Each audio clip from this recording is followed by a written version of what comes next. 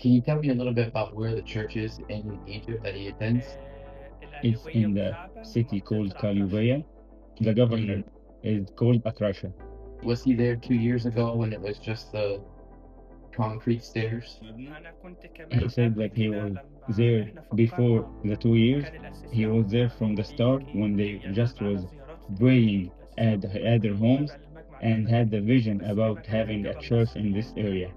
They didn't even own the land. It was their neighbors. All of this area was just farming lands, and these people are not the original people from it. And when it become like the people came from all different cities from Upper Egypt and other cities and made homes in it and lived in it. So it's like a new neighborhood, and they didn't have but only a Coptic church, and they come from the evangelical background from their churches and in their original cities. So they are not used to pray like Coptics, and they always dreamt about having a church that they can pray in it and talk about Jesus like they did in their cities. Did they expect to have a church that beautiful that quick? They've been there at the city for about like 15 years, and they didn't have a church, and they used to pray at homes and go to work and then return to their homes and pray at it. And they always wanted to have a church, but it was really hard for them to get one because of the lands. It was really expensive, and when they tried to do it to make the church before, and then COVID era came, and all of the things shut down. And it happened that the Americans went to Pastor Yaqub Ibrahim Church when you visited it, and Pastor Eid took you to the land to see it. So you saw the building and did a video there. And shortly after it, Pastor Eid told them that we got the money, we can start doing the church and building it. And they already started building it as soon as possible. And it did happen a lot of problems there during the building with the government and with other fellowship who wanted to take over.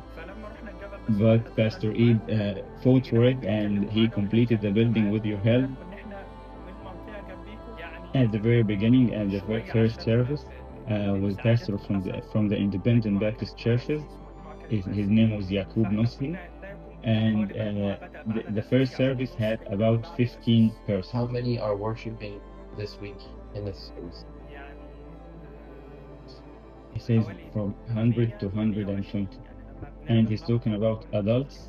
This is other than Sunday schools and the ministry for the kids. We have some of them who are new to the community of this church, and some of them were Coptics, and they came to the church and experienced Jesus and have to build a relation with him, even if they didn't say it out loud, but they changed and lived by the word of God. They have a ministry called the Mercy Ministry, which mainly helps the poor, and they do it like twice a year at Christmas and Easter. They try to bring some support from the churches around them to give the poor some food, and in winter to bring them blankets and to help them. The people who attend the church and even the people who don't, they try to help them. And the pastor there continuously having like a group responsible for this ministry, and they keep watching all of the people and the new people who move to this city, and they try to help him with the rent if he's going through a hard time.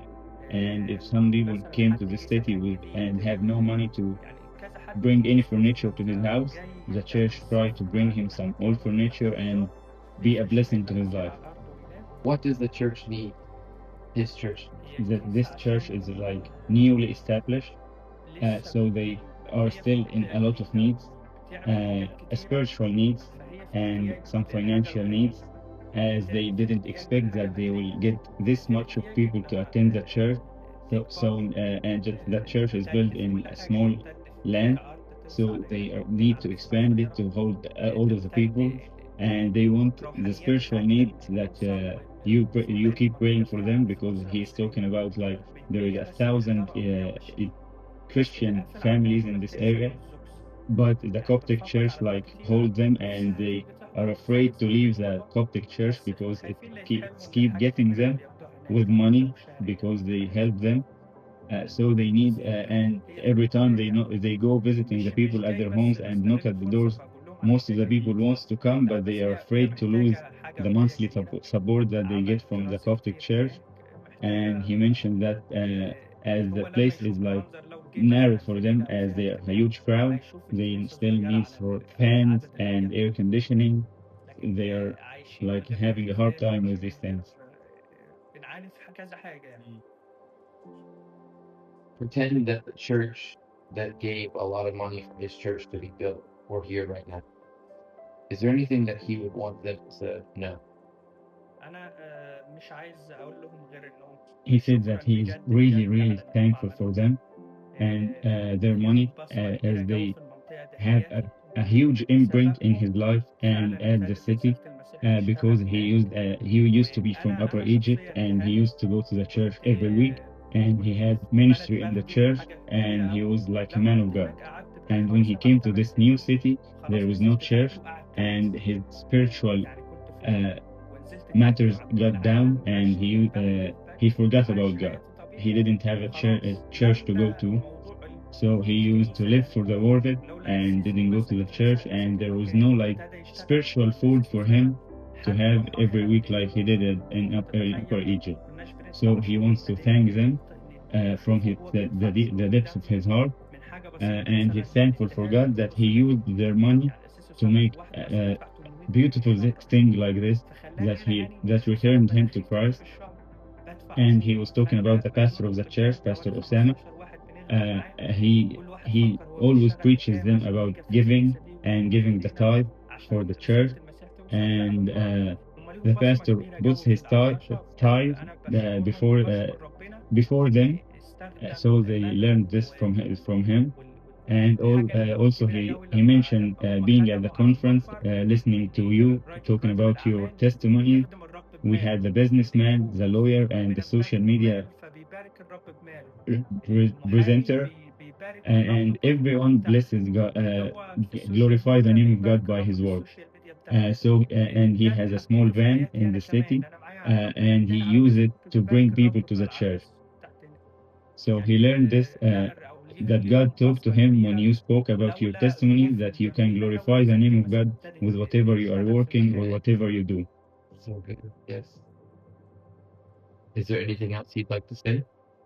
He wants to thank you for that you reach deep down in Egypt and look for people who doesn't know the Christ, and that you don't look for people in big positions. You reach the ordinary people, and he feels your humbleness when you at the youth conference, and you treat them and deal with them, and he is thankful for the youth conference, as it's the first one to be held at the Independent Baptist Church Fellowship in Egypt. And he thinks it's a good thing that it introduces all the churches, it brings all the churches of the fellowship together, and it makes the youth know Jesus and know the fellowship is working, and bring all of the people together to worship God. So he thanked you for your coming at this conference, and he feels the power of the word coming through you, all of you. Thank you. Thank you. Thank you.